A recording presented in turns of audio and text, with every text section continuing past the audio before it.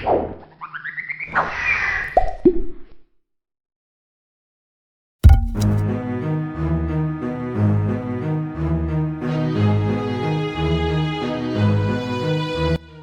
ini bernama Wally. Dia adalah seorang petugas bank di Belanda atau biasa disebut bankir. Wally telah berkeluarga dan memiliki 3 anak. Pagi itu saat mengadakan pesta di rumah, para rekan kerja Wally terlihat sedang membahas tentang pemimpin baru mereka yang bernama Ros. Ros memang warga negara Belanda, tapi dibanding membela negaranya sendiri, dia lebih pro ke penjajah, yaitu Nazi Jerman. Pada masa itu Belanda masih dijajah oleh Jerman. Keesokan harinya di kantor, waktu mendengarkan pidato Ros, Wally serta para banker lain muak kenapa Ros terus membela Nazi, seakan seperti lupa dengan apa yang telah Nazi lakukan pada negara mereka. Besoknya saat sedang bekerja, Willy bingung kenapa temannya belum datang juga, padahal biasanya dia tak pernah telat. Wally yang khawatir pun buru-buru pergi ke rumah temannya itu.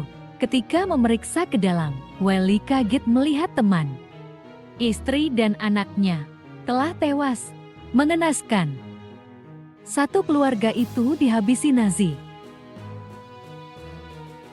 Waktu mau pergi, ada seorang pria bernama Bert menghampiri Wally. Gak ada angin, gak ada hujan. Tiba-tiba Bert mengajak Wally untuk melakukan perlawanan agar obrolan mereka tak terdengar orang lain. Wally pun mengajak ke rumahnya.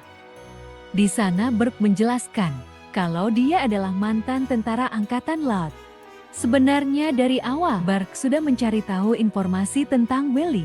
Dari tadi, dia sengaja mengikuti Wally untuk mengajak bergabung. Bert berencana ingin mendirikan bank baru untuk mendanai gerakan perlawanannya. Jadi tugas Wally nanti adalah mengumpulkan dana dari para investor, dan jika dana sudah terkumpul, maka berkah yang akan mengatur penggunaannya. Ia berharap Wally mau bergabung dan berjuang bersama demi kemerdekaan negara mereka. Malamnya saat mendengar cerita Wally, meski berat, sang istri memutuskan untuk mendukung penuh keputusan suaminya. Besoknya setelah membulatkan tekad, Willy pun menemui kakaknya bernama Jet, yang juga seorang bankir. Namun, waktu diceritakan tentang rencana pembentukan perlawanan, Git langsung menolak. Ia takut jika sampai ketahuan pihak Nazi, mereka berdua pasti akan dieksekusi mati. Demi meyakinkan kakaknya, Wally lalu menjelaskan strategi agar Nazi tak curiga, yaitu dia akan mengumpulkan dana investor menggunakan dokumen saham kosong dari zaman Kekaisaran Belanda kuno. Jadi nanti setiap orang yang mau jadi investor akan dapat saham senilai 1.000 gulden atau setara dengan 8 rupiah juta. Saham itu adalah bukti transaksi bantuan dana perang, dan setiap pemegang saham akan dicatat menggunakan kode khusus. Dengan begitu, pihak Nazi tak akan tahu siapa aja orang yang membiayai gerakan perlawanan ini. Dan karena sahamnya berbentuk saham kuno, maka Nazi juga pasti akan menganggap saham itu tak berharga. Mendengar ide brilian adiknya, Git sangat kagum. Namun sayang, dia tetap tak berani bergabung. Dengan kecewa, Willy pergi dari sana. 2 bulan berlalu, Wally tak pernah menemui kakaknya lagi. Hingga suatu hari, saat Git sedang membaca koran, mendadak Ros datang, lalu memberitahu kalau dia akan menghentikan peredaran uang kertas senilai 1.000 gulden. Ros merasa akhir-akhir ini seperti ada transaksi ilegal menggunakan pecahan uang 1.000 gulden. Dia curiga ada masyarakat yang diam-diam memberontak. Jadi jika nanti ada orang ke bank lalu menarik uang 1.000 gulden, Ros menyuruh Git segera melapor. Mendengar cerita barusan, Git yakin Wally pasti telah memulai rencananya. Ia pun buru-buru pergi menemui adiknya. Ketika bertemu, Git kaget melihat Wally sedang mengikat uang di badan seseorang agar kakaknya tak salah paham. Wally menjelaskan, seperti inilah caranya mengirimkan uang-uang ke kelompok pejuang. Karena tak mau ikut campur, Git langsung memberitahu tentang perintah Ros tadi. Ia juga menyarankan agar tak ketahuan. Lebih baik Welly bekerja sama dengan bankir-bankir dari bank lain untuk menukarkan uangnya. Mendengar saran barusan, Welly dapat ide bagaimana jika Gits ikut membantunya mengajak bankir-bankir lain bekerja sama. Dengan jabatannya sekarang, Welly yakin Gits pasti akan lebih dipercaya. Setelah terus dibujuk demi mengawasi adiknya, Gits akhirnya memutuskan bergabung. How many thousand? I'm stuck with a safe full of them myself. 8. Tops. 40? 12. That those thousands are for the Siemens. Yes. Yes, that's yours. Thank you. And that makes 50. Thanks for the quick response. Of course. Paid in a lot more than just our 200,000.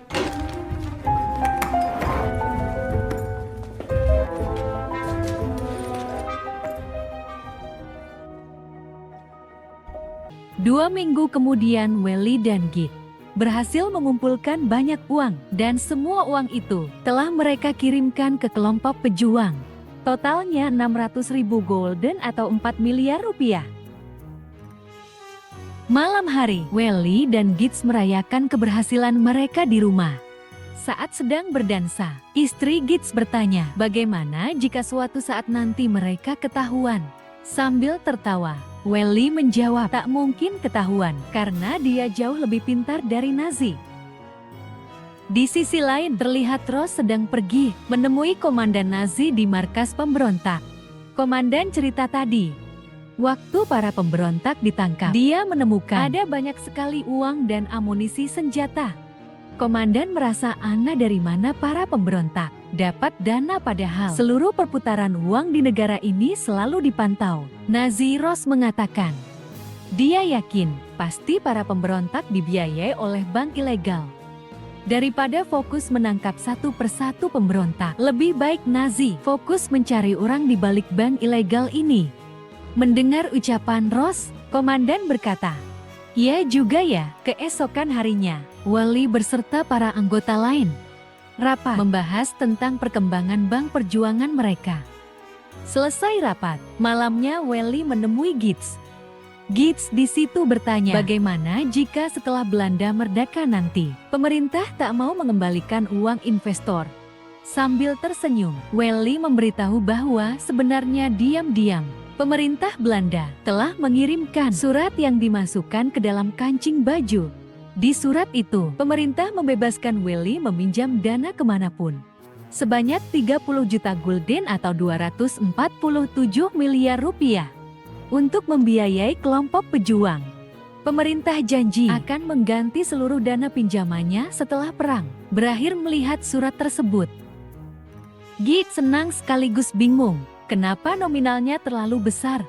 Uang 30 juta gulden itu mau digunakan untuk apa aja? Welly lalu mengajak Gits ke depan halaman rumah. Di sana ternyata keluarga Welly sudah menunggu. Tak lama kemudian terlihat bangunan yang tak jauh dari rumah Welly meledak. Guys on the other side, okay? Keep watching. Di tengah kebahagiaan, melihat kakak iparnya bingung, istri Welly pun menjelaskan bahwa pasukan pejuang sengaja meledakkan bangunan itu karena di sana tersimpan data-data nama-nama orang Belanda yang akan dieksekusi mati. Mendengar cerita barusan, Git senang. Ia tak menyangka ternyata uang-uang yang selama ini dia kumpulkan digunakan untuk menyelamatkan nyawa manusia. Suatu hari, tentara Nazi berhasil menangkap salah satu pejuang dalam penjara. Sambil terus menyiksa, komandan Nazi bertanya, siapa pemimpin gerakan pemberontakan ini? Awalnya pejuang itu tak mau bicara. Karena terus disiksa, dia terpaksa memberitahu nama pemimpinnya.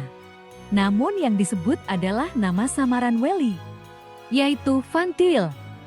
Di sisi lain, saat sedang naik kereta, mendadak kereta Welly berhenti di tengah jalan.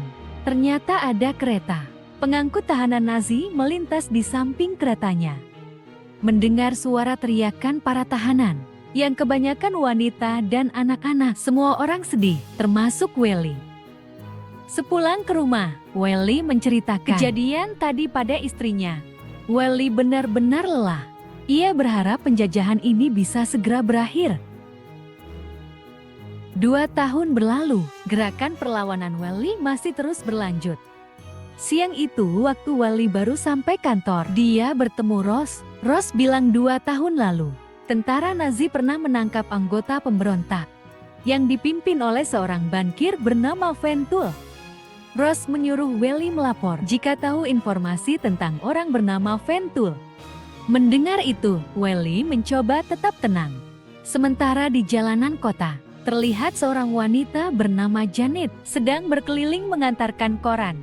Janet ini adalah anggota pejuang yang bertugas menyebarkan berita tentang kejahatan Nazi dan mengajak masyarakat ikut melawan. Namun siang itu, di tengah jalan, dia tak sengaja papasan dengan para polisi Nazi yang sedang berpatroli. Meski sudah berusaha kabur, tapi Janet tetap tertangkap. Besoknya Welly dan Berg menemui pemilik kereta, pengangkut senjata, tentara Nazi, lalu mencoba menyogoknya agar mau menghentikan sementara keretanya. Tapi pemilik kereta menolak karena uang yang Welly berikan jauh lebih sedikit dibanding uang yang dia terima dari Nazi setelah negosiasi panjang.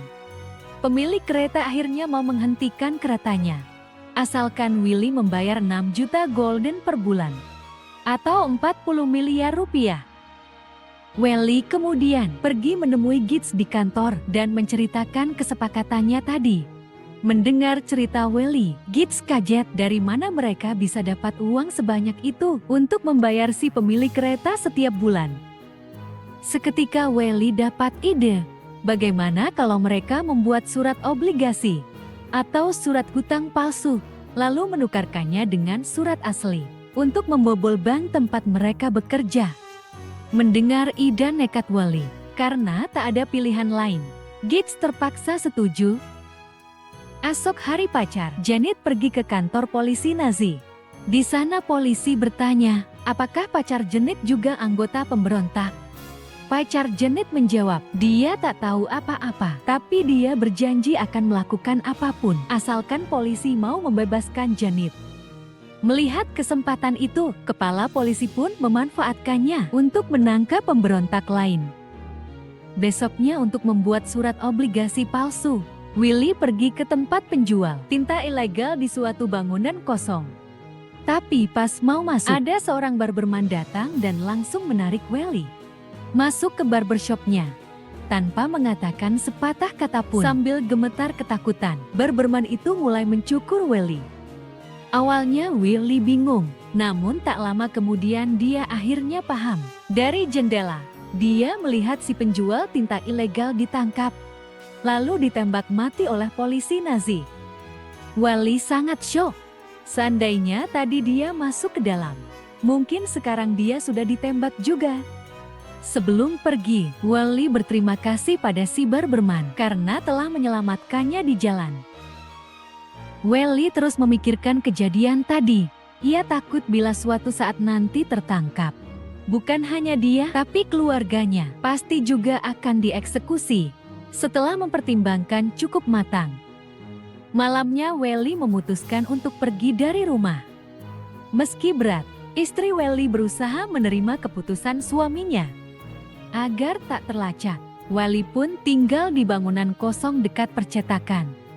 Beberapa hari kemudian, setelah dapat tintanya, Willy bersama anggota lain mulai mencetak surat obligasi palsu. Namun di tengah pekerjaan, ada anggota datang dan melapor bahwa baru aja tertangkap Nazi. Mendengar kabar itu, Welly merasa aneh. Kenapa informasi rahasia mereka bisa bocor? Esok hari di penjara, seorang biarawati datang memberikan Berg makanan. Biarawati itu bilang, jika ingin menyampaikan pesan untuk seseorang maka Berg bisa memberitahunya. Ia janji tak akan memberitahu siapapun. Tapi berkahnya menggelang. Dia tahu si biarawati berbohong. Apapun yang dia katakan, pasti akan dilaporkan ke pihak Nazi. Siangnya polisi Nazi membawa Berg serta beberapa tahanan lain ke atas bukit untuk dieksekusi mati.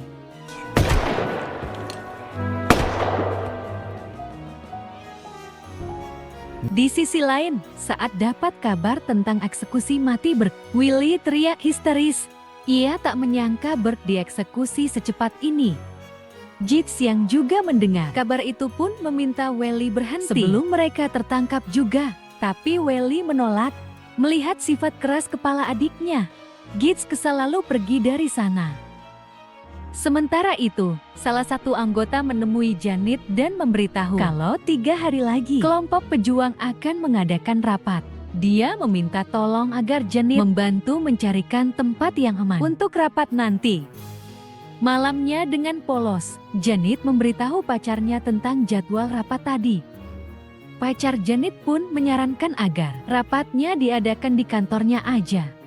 Mendengar saran barusan, Janet setuju. Padahal tanpa dia sadari, sebenarnya pacarnya telah berkhianat. 3 hari kemudian, ketika sebagian anggota pejuang memeriksa kondisi kantor pacar Janet, diam-diam pacar Janet mengunci ruangannya.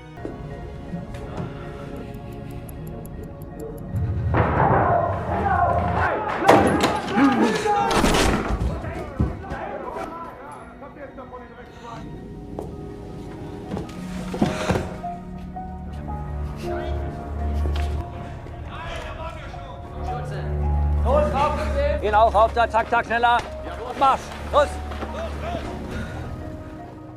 Malamnya, Welly menceritakan tentang kejadian penyergapan di rapat tadi pada Gitz. Ia yakin pasti ada pengkhianat yang membocorkan rencananya. Welly lalu menyuruh Gitz bersiap-siap menjalankan aksi penukaran surat obligasi palsu karena besok Ross akan pergi dinas keluar kota. Besok paginya, di kafe mereka berdua menemui bankir, pengurus obligasi yang sudah mereka ajak kerjasama. Willy dan Gitz akan menunggu di kafe, sementara si bankir akan membawa koper berisi surat obligasi palsu ke dalam bank untuk ditukarkan. Namun beberapa menit kemudian, tiba-tiba Ross datang, padahal harusnya Ross masih dinas di luar kota.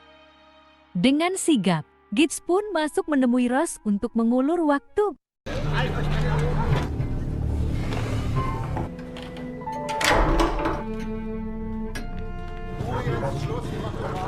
Mijn out.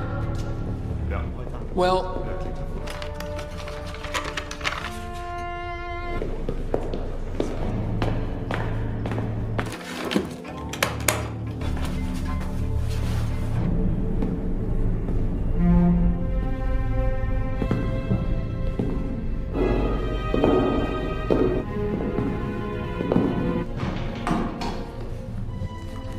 Can I help you?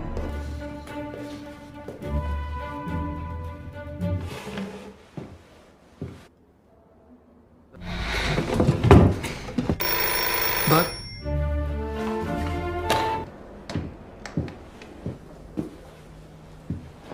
Goodbye. Well? my briefcase. Tch, That's a real Swain and Edney. Not allowed.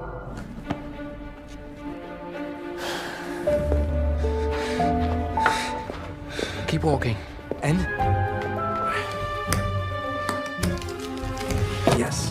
Thank you, Commander. There's our money. And well protected. Rencana sukses. Untuk merayakan keberhasilan mereka, Welly mengajak Gitz minum-minum di gudang dekat rumahnya. Sambil tertawa, Willy bilang, dengan uang sebesar ini, mereka bisa melakukan lebih banyak hal seperti mendanai Palang Merah, membangun rumah sakit darurat, serta hal-hal perjuangan lainnya. Willy yakin sebentar lagi perjuangan mereka akan berhasil, dan Belanda akan bisa bebas dari penjajahan Nazi. 1 bulan kemudian, setelah sekian lama berpisah, Welly akhirnya pulang menemui keluarganya. Ketika bertemu, istri Welly meminta suaminya berhenti. Namun Welly tak bisa, karena sekarang ada banyak orang yang sedang bergantung padanya. Sebagai seorang pejuang, dia harus menyelesaikan apa yang telah dia mulai. Mendengar ucapan suaminya, istri Welly hanya bisa menahan sedih. Di sisi lain, terlihat beberapa anggota pejuang sedang diam-diam mengikuti pacar Janet. Mereka curiga kejadian penyergapan di rapat sebelumnya. Mungkin gara-gara pacar genit berkhianat. Ternyata dugaan mereka benar. Di gereja mereka melihat pacar genit sedang mengobrol dengan polisi Nazi. Baku tembak pun terjadi.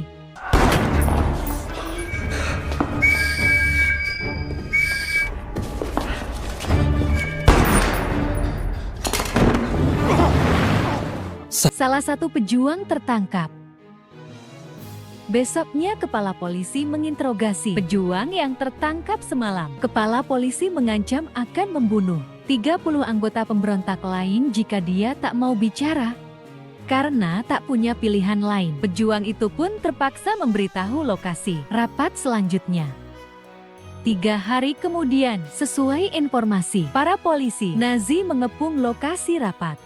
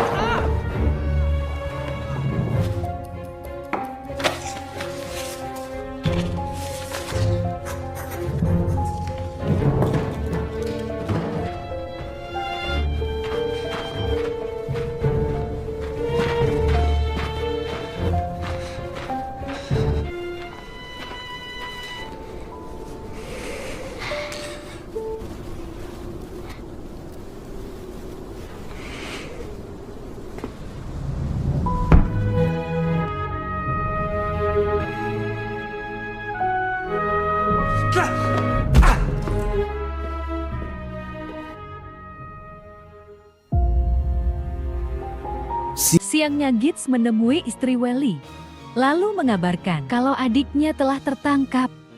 Mendengar itu, istri Welly syok. Demi keselamatan keluarga adiknya, Gitz buru-buru mengajak istri dan anak Welly mengungsi ke desa sebelum Nazi datang. Dalam penjara, Welly berpesan pada salah satu rekan seperjuangannya, jika seandainya nanti dia dieksekusi mati, tolong sampaikan ke istrinya kalau dia sangat mencintainya. Esok hari ketika sedang terdiam merenung, pasukan Nazi datang menyeret Welly. Ternyata identitas samaran Welly, yaitu Vanto L, telah terbongkar. Welly lah dalang dibalik semua pemberontakan ini. Ia pun disiksa hingga babak belur. Tak lama kemudian, Ross datang. Ross di situ bertanya, bagaimana caranya Welly bisa menjalankan organisasi sebesar ini dan mengumpulkan uang sangat banyak, padahal dia hanya bankir biasa. Bukannya menjawab, Welly malah menyuruh Ross segera tobat, karena sebentar lagi Belanda akan merdeka. Mendengar ucapan Welly, Ross hanya diam lalu pergi dari sana. Keesokan harinya, Welly bersama tahanan lain dibawa ke pinggir sungai untuk dieksekusi.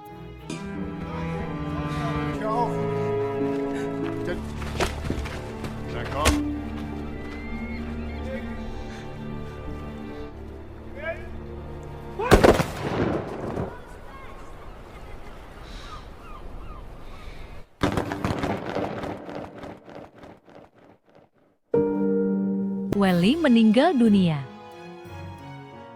Ketika mendengar kabar kematian suaminya, istri Welly menangis histeris. Besoknya, terlihat Genit berhasil menangkap pacarnya sendiri. Di bawah terowongan para pejuang yang masih tersisa, menembak pacar Genit, kemudian membuang mayatnya ke sungai. 4 bulan berlalu setelah pertempuran panjang, tentara sekutu akhirnya berhasil mengambil alih Belanda dari Nazi Jerman. Ross pun ditangkap dan dipenjara di negara Kanada. Namun baru 1 hari ditahan, Ross memutuskan mengakhiri hidupnya sendiri. Sementara itu di Belanda, semenjak merdeka, para petinggi pemerintahan yang selama bertahun-tahun ini kabur ke Inggris kembali ke Belanda. Siang itu saat sedang rapat dan membahas tentang kisah perjuangan Welly, salah satu petinggi bertanya, kenapa Welly meminjam uang melebihi batas limit? bahkan sampai berbuat kriminal, memalsukan surat obligasi dan mencuri uang bank sebesar 100 juta gulden, padahal batas limit yang pemerintah sediakan hanya 30 juta. Gibbs di situ kesal kenapa mereka hanya sibuk membahas tentang uang aja. Padahal selama pemerintah kabur ke Inggris dan membiarkan rakyatnya dijajah, Willy lah yang selalu berjuang memerdekakan negara ini. Mendengar cerita itu, para petinggi terdiam. Selesai rapat, salah satu petinggi meminta GTS merahasiakan kasus pemalsuan surat obligasi yang telah Willy lakukan. Meski tujuan Willy mulia, tapi sekarang kondisi negara mereka baru aja merdeka. Jika sampai negara lain tahu tentang kasus kriminal besar ini, maka nama baik Belanda di mata dunia bisa hancur. Tanpa mengatakan sepatah kata pun, Gibbs langsung pergi meninggalkan gedung rapat. Ia kecewa, kenapa kisah perjuangan adiknya harus dirahasiakan.